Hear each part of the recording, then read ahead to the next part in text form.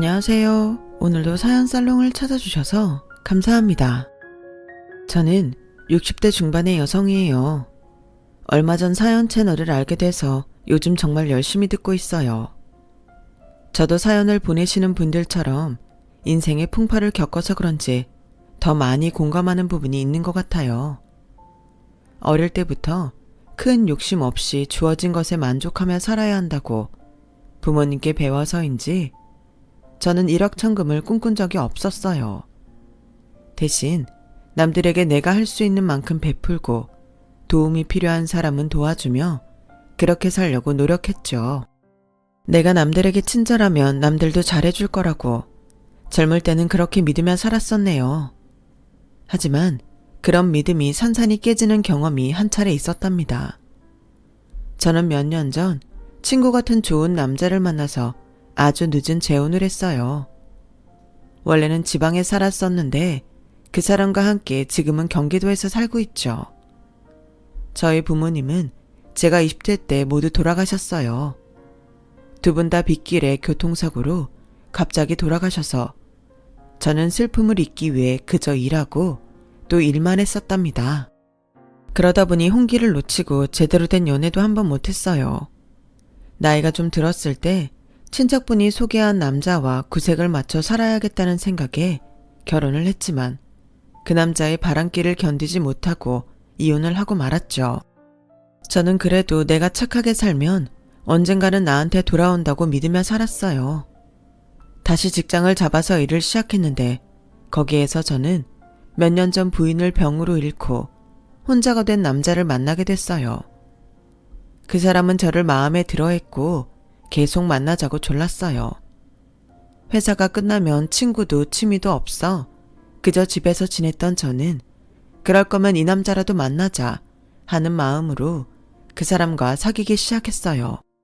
남자는 첫인상은 좀 무뚝뚝했지만 성실하고 진지한 사람이었고 전 남편의 바람기에 질렸던 저는 재미는 없어도 그런 면들을 좋게 보고 결혼까지 하게 됐어요. 남편에게는 전 부인과의 사이에서 낳은 딸 둘이 있었어요. 남편은 제가 다니던 회사의 거래처 공장장이어서 아이들을 경제적으로 크게 어려움 없이 키웠다고 했어요. 수정씨, 혹시 아이들이 말을 잘 안 들어도 이해해줘요. 어릴 때부터 지들 엄마가 아파서 내가 엄마 자리까지 채운다고 오냐오냐 뭐든 다 들어줬거든요. 엄마가 저 세상 가고는 더 그랬고요. 버릇이 없어 보일지는 몰라도 본심은 착한 애들이에요.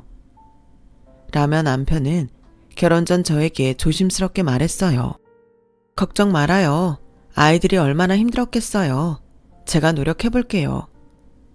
아이를 키워본 적은 없지만 엄마가 살아계셨을 때 가끔 엄마를 따라 보육원 봉사를 했었기 때문에 그래도 부딪히면 해나갈 수 있을 거라고 생각했어요. 아이들은 초등학교 4학년하고 2학년에 다니고 있었어요. 결혼 전 처음 남편 집에 아이들을 보러 갔을 때에는 둘 다 말도 없고 낯을 가리는 것 같아서 걱정이 됐죠. 하지만 결혼을 하고 집에 들어오니 점차 저한테 가까이 다가오더군요. 둘째가 먼저 저한테 학교에 와달라고 말을 걸었고 그 다음에는 큰아이도 저한테 도시락 반찬이 맛있다고 했어요. 셋지만 아이들이 처음 말을 걸어줬던 그때는 지금도 안 잊혀지네요. 저와 아이들은 점점 가까워졌고 몇 달 후 둘 다 저한테 엄마라고 부르기 시작했어요. 정말 감격스럽고 행복했던 시간이었어요. 다행이다. 당신이 좋은 사람이라는 걸 알고 아이들도 생각보다 더 빨리 마음을 열어준 것 같아. 이게 다 당신 노력 덕분이야. 정말 고마워. 그런 말이 어딨어요. 나야말로 이렇게 이쁜 딸이 둘이나 생겨서 얼마나 좋은지 몰라요. 앞으로 쭉 우리 소연이 소정이한테 좋은 엄마가 되어줘. 솔직히 아이들이 당신을 받아들이지 않아도 어쩔 수 없다는 각오까지 했었는데 이렇게 잘 지내는 걸 보니 욕심이 생기네. 내가 너무 딸들만 챙기는 아빠 같은데 그만큼 당신도 생각하고 있다는 거 잊지 말고. 알았어요. 나도 좋은 엄마가 될 수 있게 노력할게요. 당신이 집안일로 더 이상 걱정하지 않았으면 좋겠어요. 아이들은 엄마를 보내고 4년이 지나고 있었어요. 둘째는 그렇다 치고 큰아이는 엄마가 생각이 많이 날 텐데도 저한테 다가와 준 것이 너무 기특하고 고마웠어요. 그래서 아이들한테도 더 잘하려고 많이 애를 썼어요. 아이들은 아이들대로 엄마의 따뜻한 품이 많이 그리웠던 것 같아요. 밖에서 만나면 먼저 뛰어와서 제 손을 잡는 아이들을 보며 결혼하기를 정말 잘했다고 생각했어요. 아이들이 그리워했던 따뜻함을 많이 느끼게 해주고 싶었고요. 둘 다 별로 속도 썩이지 않았고 학교 생활도 원만했어요. 큰아이는 똑부러지고 야무진 데다가 아주 당차서 많은 사람들 앞에서 발표도 잘했어요. 둘째는 책 읽는 것도 좋아하고 아기자기한 데가 있는 천상 여자 같은 성격이었고요. 하지만 아이들이 고등학생, 중학생이 되자 모든 것이 변했어요. 그 무렵 아이들의 외가 쪽 사람들이 해외에서 살다가 한국으로 들어왔고 오랫동안 왕래가 없던 아이들을 만나고 싶다고 하더군요. 그런데 어쩐 일인지 남편은 썩 내켜하지 않았어요. 죽은 딸의 자식이 보고 싶은 건 당연한 거예요. 물론 당신이 결정할 일이지만 아이들도 외할머니나 외가 식구들이 보고 싶을 수 있잖아요. 만나게 해주는 게 나쁘지 않을 것 같아요. 그거야 나도 알지. 근데 사실 장모나 그 사람 식구들이 나를 좋아하지 않았었거든. 그래서 오랫동안 나한테 연락도 안 했고 아이들도 찾은 적 없는데 이제 와서 이러는 게 왜 그러나 싶기도 해. 시간이 많이 흘렀고 아이들이 보고 싶어졌을 수도 있죠. 소연이는 보고 싶어 하는 것 같아요. 소정이는 언니가 그러니 자기도 같이 가겠다고 했고요. 아이들이 원하면 한 번이라도 만나게 해주는 게 어때요? 남편은 제 말에 어쩔 수 없다는 듯이 아이들이 외가 식구와 만나는 걸 허락했어요. 사실 저희 집은 부모님이 돌아가시고 저만 있어서 아이들이 갈 외가가 없다는 게 마음에 걸렸었거든요. 저는 정말 좋은 마음으로 했던 일인데 그게 인생에서 아주 큰 시련이 될 줄은 꿈에도 몰랐어요. 아이들은 처음 외가 식구들을 만나고 온 후에 이모가 정기적으로 만나고 했다며 그러고 싶다고 하더군요. 아빠가 한 번뿐이라고 했는데 왜 또 만난다는 거야? 이제 너네 엄마는 여기 있잖아. 외가 식구는 원래 없었어. 그 사람들이 너네를 어릴 때 보러 온 적도 없잖아. 그러니까 지금부터는 우리랑 잘 지내고 싶대. 한 달에 한 번인데 안 돼? 아빠, 만나게 해줘. 라며 큰딸이 조르자 남편은 할 수 없이 허락했어요. 그날 밤 남편은 저에게 따로 속내를 털어놓았어요. 사실 남편 큰아버지가 작년에 돌아가셨는데 그때 남편 앞으로 유산을 조금 남겨놓았다는 거였어요. 그 사람은 욕심이라곤 전혀 없었는데 이상하게 장모하고 처제들이 욕심이 드글드글했거든. 어쩌면 그 사람들이 한국에 와서 나한테 재산이 좀 생긴 걸 알고 저러나 싶어. 저는 놀라긴 했지만 설마 그러겠냐며 반신반의했죠. 하지만 아이들이 자기 이모와 외할머니를 만나는 횟수가 늘면서 그 말이 어느 정도 사실임을 알게 됐어요. 한 달에 한 번 만나던 횟수를 늘려서 2주에 한 번씩 만나고 몇 개월 정도 지나자 아이들이 저를 대하는 태도가 변하기 시작했어요. 그날도 저는 늦게까지 공부하고 온 큰아이를 위해서 계란 샌드위치와 주스를 챙겨줬죠. 하지만 아이는 앞에 놓인 음식을 먹을 생각도 하지 않고 저한테 차갑게 말했어요. 앞으로 이런 거 챙기지 마. 내가 알아서 먹을게. 왜? 간식이 마음에 안 들어? 그럼 다른 걸로 해줄까? 난 네가 계란 샌드위치 좋아해서 괜찮은 줄 알았지. 아, 됐다고. 우리한테 잘해주는 척 좀 하지 마. 엄마 속셈 우리가 모를 줄 알아? 이제 다 알았으니까 쇼 좀 그만하라고. 저는 너무 놀라서 무슨 말을 해야 좋을지 몰랐어요. 일단 아이 앞에서 간식을 치우고 방으로 들어와서 놀란 마음을 진정시키느라 애를 썼죠. 큰아이가 학원에 가고 둘째가 학원에 갔다 오는 소리가 들렸어요. 다행히 둘째는 제가 챙겨주는 걸 아무 말 없이 먹었어요. 오늘 학원에서는 안 힘들었어? 저번에 영어 숙제 어렵다고 했었잖아. 라며 조심스럽게 말을 걸자 둘째는 저를 빤히 보더니 엄마, 정말 우리 사랑하는 거 맞아? 이런 거 다 연기 아니야? 사실은 우리 아빠 돈 때문에 우리한테 잘해주는 척 하는 거지? 그게 무슨 말도 안 되는 소리야. 그런 거 아니야. 엄마는 진짜 아빠랑 좋아해서 같이 사는 거고, 너도 언니도 정말 내 딸이라고 생각하고 있는데 대체 왜 그런 생각을 하게 된 거야? 친이모랑 외할머니가 엄마한테 속지 말라고 했어. 나중에 아빠 재산 다 가로채려고 연기하는 거라고. 솔직히 나랑 언니도 그 말에 충격받았다고. 기분도 나빴고, 우리는 진심이었는데 엄마는 그게 아니라고 하니 누가 기분이 좋겠어. 아니야, 그렇지 않아. 엄마는 그냥 아빠랑 니네가 좋아. 너희가 나한테 얼마나 소중한데 그런 말을 해. 엄마한테 물어보지도 않고 그렇게 생각했다니 너무 속상하다. 정말 너네를 좋아하는 척한 거라면 사랑하지 않는다는 건데 어떻게 그렇게 오랫동안 그런 짓을 할 수 있어? 그럴 수 있는 사람은 없어. 그분들이 왜 너희한테 그렇게 말씀하셨는지는 모르겠지만 엄마 진심을 믿어줬으면 좋겠어. 엄마는 니네가 나한테 먼저 와서 말 걸던 때를 못 잊어.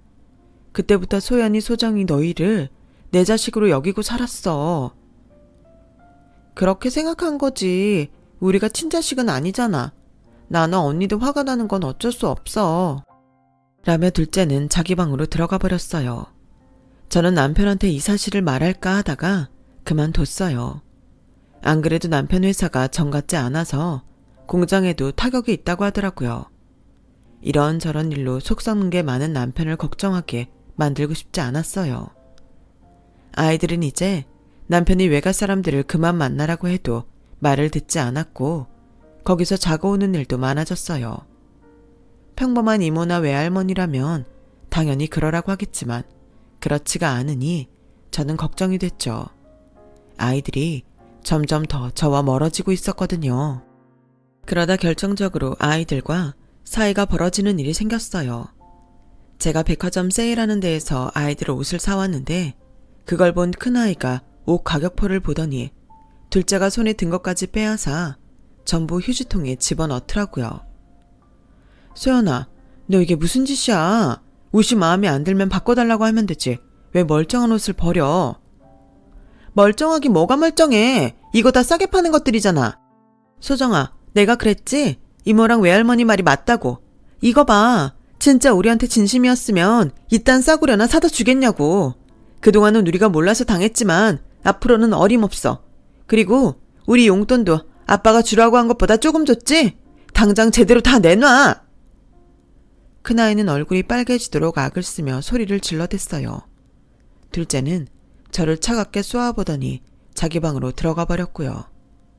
저는 처음 보는 큰아이의 모습에 가슴이 두근거려서 아무 말도 못하고 휴지통에 버린 옷을 챙겨서 방으로 왔어요.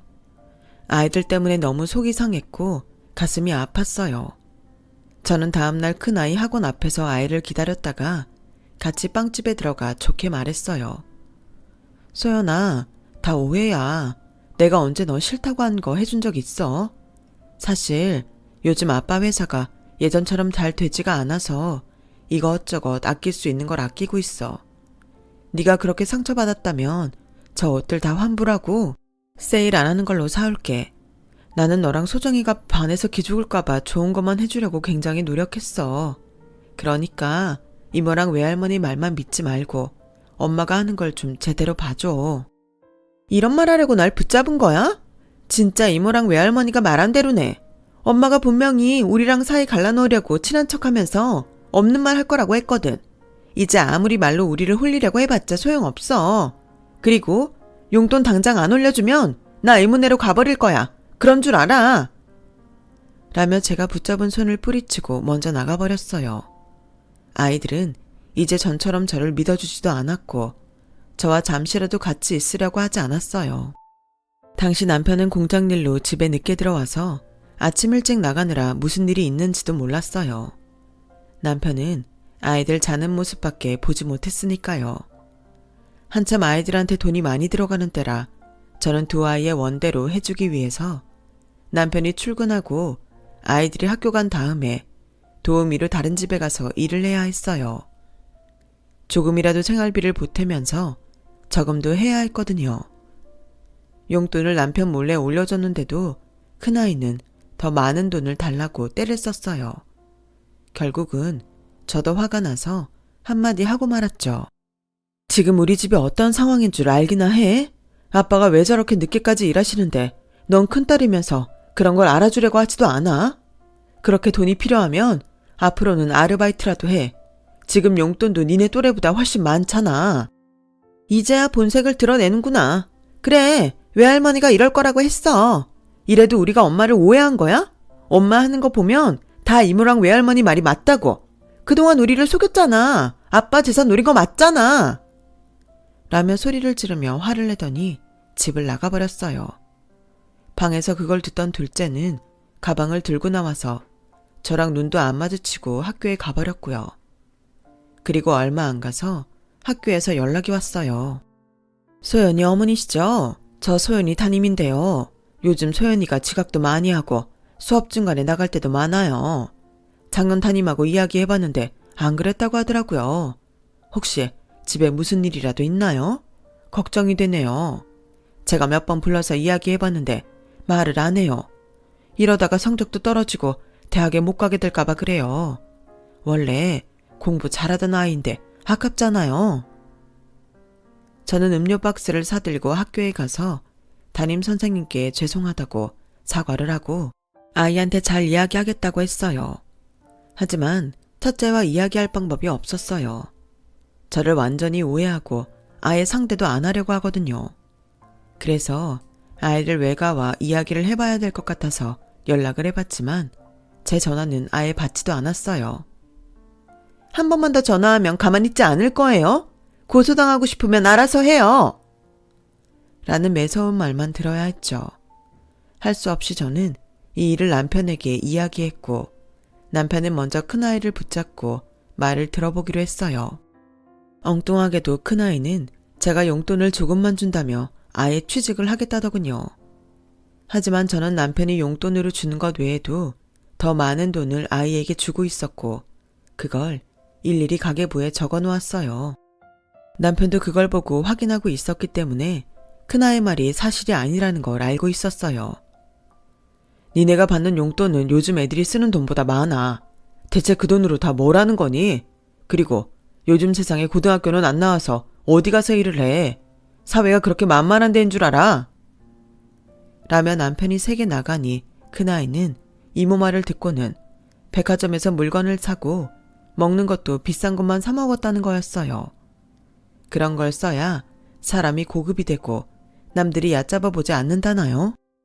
아이들한테 뭐를 가르치는 건지 정말 기가 막힐 노릇이었어요. 남편은 화가 나서 아이들 외가를 찾아갔어요. 아이들한테 이런 사치나 가르칠 거면 다시는 연락하지 마세요. 아이들 양육권은 저한테 있고 저희 부부가 교육도 알아서 합니다. 또 이러면 저 그냥 안 넘어갑니다. 법적으로 해결할 거예요. 우리야 애들 기죽이지 말라고 한 건데 뭘 그렇게 화를 내? 제부, 그런데 아이들이 다른 말은 안 해? 제부 재산 좀 받았다며? 그거 아이들 앞으로 투자해달라고. 그래야 된다고 내가 여러 차례 말했거든. 결국 그거였군요. 당신들이 원하는 게. 왜요? 아이들이 받으면 당신들이 나중에 어떻게 해보려고요? 어림없습니다. 진짜 경찰서 가기 싫으면 이쯤에서 그만두세요. 남편 이야기를 듣고 저는 너무 어이가 없었어요. 어떻게 아이들을 이용해서 죽은 가족의 남편 재산을 가로채려고 하는지 이해를 할 수 없었죠. 그렇게 아이들과 외가의 사이는 일단락 났지만 아이들과 저의 오해가 풀린 건 아니었어요. 저는 아무리 잘하려고 해도 저를 무시하는 아이들에게 너무 상처를 받았고 그게 화병이 되는 것 같아서 집에 있는 시간을 줄이기 위해서 한 달에 한 번 정도 가던 요양원 봉사를 더 자주 가게 됐어요. 일단 아이들과 떨어져 있으면 마음도 차분해지고 저의 손길을 필요로 하는 사람들과 있으면 제가 그렇게 못난 사람이 아니란 생각이 들었거든요. 요양원 봉사를 하게 된 건 이모 할머니가 요양원에 들어가신 걸 알게 돼서 만나러 가면서였어요. 이모 할머니만 돌봐드릴 게 아니라 일손이 부족한 그곳에 도움이 되고 싶었거든요. 그러는 사이 큰아이는 대학을 가서 집을 나가 자취를 시작했어요. 우리도 이제 너한테 잘 지내보자고 엄마 맘을 알아달라고 비는 것도 지쳤다. 너도 이제 성인이니 잘 판단하고 살 수 있을 거야. 네 뜻대로 너한테 간섭하지 않으마. 대신 너도 우리한테 손 벌리지 마라. 알겠지? 라며 남편은 큰아이에게 단단히 일러뒀어요. 둘째는 조용히 자기 할 일만 했지만 큰아이와 마찬가지로 저한테 더 이상 마음을 열지 않았어요. 저는 아이가 원하는 것만 해주기로 했고 집안에 있어도 혼자 사는 것 같은 외로움을 느꼈어요. 그래서 더더욱 요양원에 자주 갔고 어느새 거기 거의 붙어있게 됐죠. 한동안은 아이들 생각만 하면 너무 서글프고 속이 많이 상했어요. 어릴 때는 그렇게 저한테 말도 잘하고 웃기도 잘했는데 예전을 떠올리면 지금의 제 신세가 너무 처량하게 느껴졌고 둘째의 냉대에 온몸이 떨려오곤 했어요. 그래도 언젠가는 오해를 풀고 내 진심을 알아주겠지 희망을 품으려고 애를 썼어요. 하지만 별다른 변화 없이 시간은 흘러갔고 둘째도 대학을 가고 친구와 학교 앞에서 자취를 한다고 이삿짐을 싸들고 가버렸어요.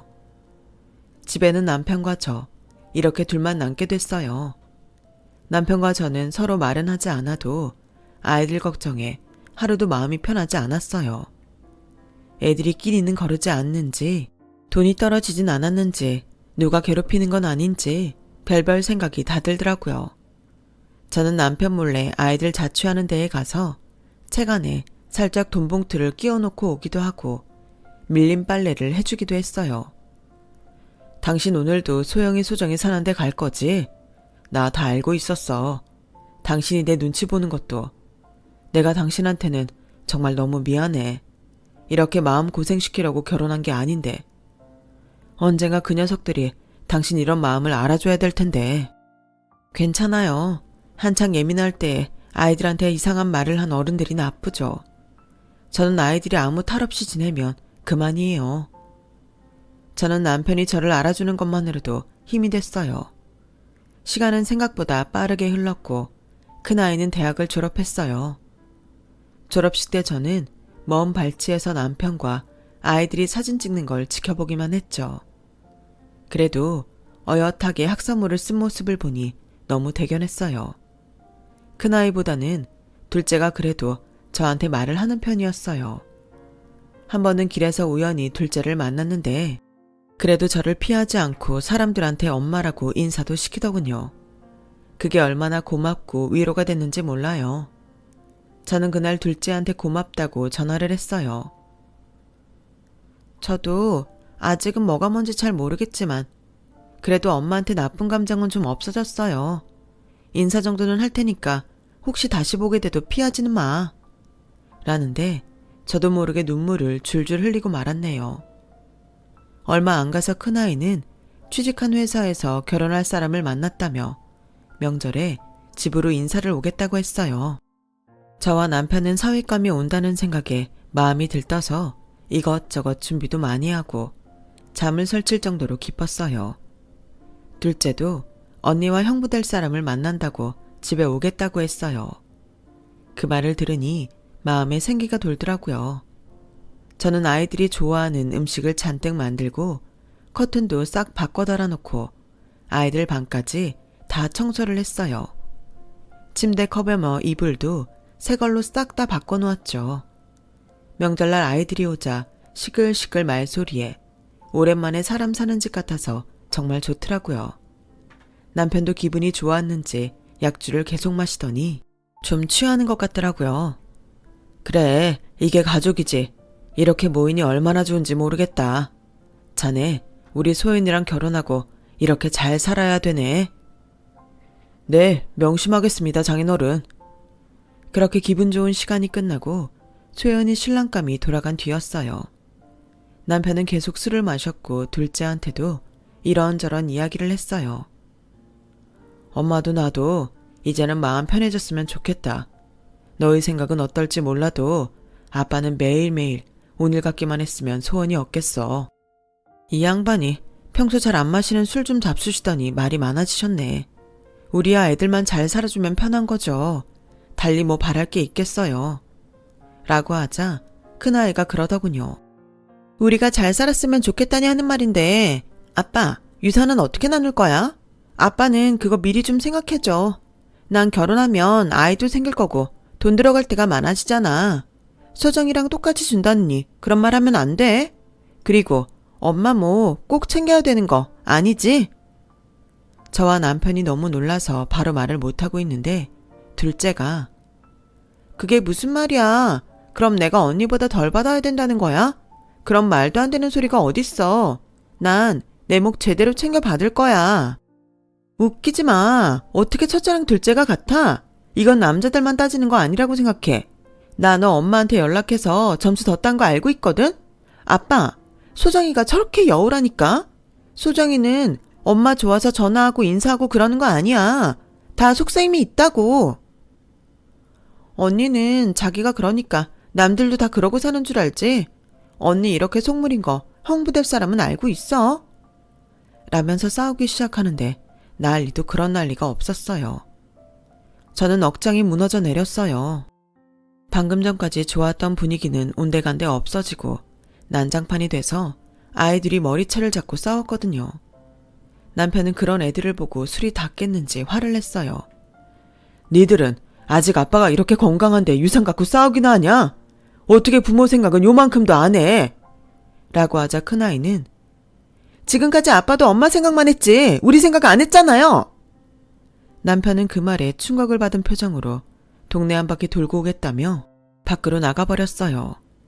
저는 너무 화가 나서 견딜 수가 없었어요. 소연이 너 그 말 아빠한테 정말 실수한 거야. 이런 식이면 너 결혼하는 것도 다시 집에 오는 것도 하나도 안 반가워. 소정이 너도 아빠 유산 받을 생각에 나하고 잘 지내려고 한 거면 다 필요 없으니까 연락하지 마. 다음에도 이럴 거면 다시 찾아오지 마. 라며 소리를 지르고 아이들을 집 밖으로 몰아냈어요. 저는 마음이 아팠지만 다시는 이런 일이 없기를 바랐어요. 하지만 저한테는 진짜 불행이 시작되고 있었어요. 남편과 제가 결혼기념일로 밖에서 외식을 하기로 한 날이었어요. 어차피 아이들이 챙겨줄 것도 아니니 둘이서 먹자며 남편이 한정식 예약을 했어요. 그런데 아무리 기다려도 남편은 오지 않았고 저는 무슨 일이 생긴 건 아닌지 걱정이 됐어요. 아니나 다를까 집에 가니 바로 전화가 오더군요. 김영호 씨 가족분이신가요? 여기 땡땡병원 응급실인데요. 김영호 씨가 교통사고를 당해 수술 들어갔는데 위독한 상태입니다.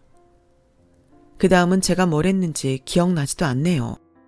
정신을 차려보니 저는 수술실 앞에서 두 손을 잡고 제발 수술이 잘 끝나게 해달라고 기도만 하고 있었어요. 이야기를 들어보니 음주운전 차량이 남편 차를 정면에서 들이받았다는 거였어요. 음주운전자는 경찰에서 조사를 받고 있다고 했어요. 저는 남편이 무사히 수술을 받고 잘 회복하기를 간절히 빌었지만 결국 중환자실에 입원한 지 이틀 만에 저 세상으로 가버리고 말았어요. 어쩌자고 이런 일이 생겼는지 하늘이 너무 원망스러웠어요. 지난해가 남편과 마지막으로 보낸 결혼기념일이었다는 게 믿어지지도 않았고 너무 황망했죠. 장례식장에서도 사람들 조문도 제대로 못 받고 그저 멍하니 앉아있기만 했는데 아이들이 저를 보자고 하더군요. 저는 아이들을 따라 카페에 갔어요. 그랬더니 큰아이가 제 앞에 서류를 내밀더라고요. 엄마, 아무것도 가진 거 없이 아빠 만나서 호의호식하고 살았으면 이제 다 놓아주고 우리한테서 떠나줘. 아빠 유산 지금 사는 집, 통장, 그 무엇도 건드리지 않는다는 각서랑 여기 유산 상속 포기서에 사인해. 계속 욕심부리고 나오면 우리도 가만 안 있을 거야. 저는 더 이상 아이들한테 설명하고 변명할 기운도 없었어요. 하지만 아빠가 돌아가시고 발인도 안 했는데 유산 이야기나 운운하다니 너무 어이가 없었어요. 왜 아이들이 이렇게까지 됐는지 모르겠더라고요. 제가 아이들을 잘못 키운 건가 싶어 그저 후회만 됐어요. 자나 깨나 아이들 걱정만 하던 남편도 너무 불쌍했고요. 그래, 니네 마음대로 해. 난 니네 아빠 유산 바란 적도 없어. 그런데 아빠 마지막 가시는 길에 꼭 이래야겠어? 장례가 다 끝나고 이야기해도 늦지 않잖아. 됐고, 이제 우리끼리 장례 알아서 잘 치를 테니까 엄마는 엄마 갈 길 갔으면 해. 나 엄마가 우리 엄마 자리에서 조문받는 것도 참고 볼 수가 없어. 여기에서 나가줘. 큰아이는 저를 금방이라도 잡아먹을 듯이 눈을 부라리며 말했어요. 둘째는 아무 말도 하지 않았지만 차갑기가 얼음장 같았고요. 저는 마지막으로 남편 앞에 향을 피우고 국화꽃을 놓고는 제대로 울지도 못하고 장례식장을 나와야 했어요. 집에 돌아온 저는 짐을 주섬주섬 챙기다가 남편과 찍은 액자 사진을 보고 눈물이 터져버렸어요. 그래도 아이들이 오면 또 왜 안 갔냐고 뭐라고 할까봐 통곡을 하며 짐을 챙겼죠. 그렇게 짐을 챙겨서 제가 간 곳은 요양원이었어요. 이모 할머니는 저를 보고 아무 말도 안 하셨어요. 제가 잠자리를 다시 봐드리고 저녁 간식을 챙겨서 드라마 보시라고 다들 모여있는 거실로 옮겨드리려는데 제 등을 쓰다듬으시더라고요. 그동안 애 많이 썼다. 내가 원장한테 말할 테니 갈 데 없으면 여기 있어도 돼. 할머니, 저 너무 억울해요. 분해요. 저는 이모 할머니 무릎에 얼굴을 파묻고 그동안 가슴에 쌓아두었던 서글픔을 전부 토해내며 펑펑 울었어요. 이모 할머니는 눈물이 맺힌 촉촉한 눈으로 그저 저를 쓰다듬기만 하셨죠. 그 당시 저한테 이모 할머니도 안 계셨더라면 어땠을지 정말 상상하고 싶지도 않네요. 제가 요양원에 직원방 하나를 얻어쓰게 되고 2달이 좀 못 돼서 이모 할머니는 세상을 떠나셨어요. 특별히 아프셨다기보다 노안으로 주무시다가 가셨죠. 마치 저에게 있을 곳을 주시기 위해서 마지막까지 저를 지켜주신 것 같아 그게 더 마음이 아팠어요. 저는 이모 할머니가 돌아가신 후에도 요양원에 남아서 할머니, 할아버지들을 돌봐드리고 말동무도 되어드렸어요.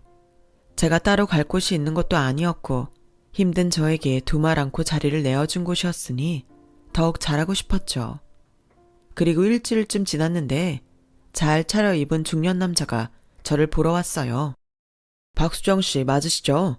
저 땡땡 법률사무소 이진혁 변호사입니다. 다름이 아니라 이모 할머니 되시는 한정분 씨가 박수정 씨 앞으로 유산을 남기셨어요. 그런데 갑자기 웬 사람들이 사무실로 들이닥쳤어요. 보니까 딸아이들이더군요. 너희가 여기는 어쩐 일이야? 어떻게 알고 왔어? 그게 제가 박수정 씨가 여기 계신 줄 모르고 주민등록 주소지로 연락을 했다가 말씀을 드려서요. 변호사는 어째 민망한 표정으로 머리를 긁적였어요. 그때 큰아이가 다짜고짜 제 손목을 끌어당기며 일으켜 세웠어요. 여기서 이러고 있지 말고 집에 가자. 라는데 둘째 딸이 큰딸 앞을 가로막으며 언니 엄마 싫어하잖아. 난 그래도 엄마한테 연락은 했거든. 엄마 나랑 같이 가. 엄마 방 깨끗이 단장해놨어. 야 웃기지 마. 엄마는 큰딸하고 살아야지. 곧 사위도 보는데. 라며 아웅다웅 다투기 시작하는데 전처럼 곧 머리채를 잡을 분위기였어요. 변호사님 이게 다 어떻게 된 일이에요?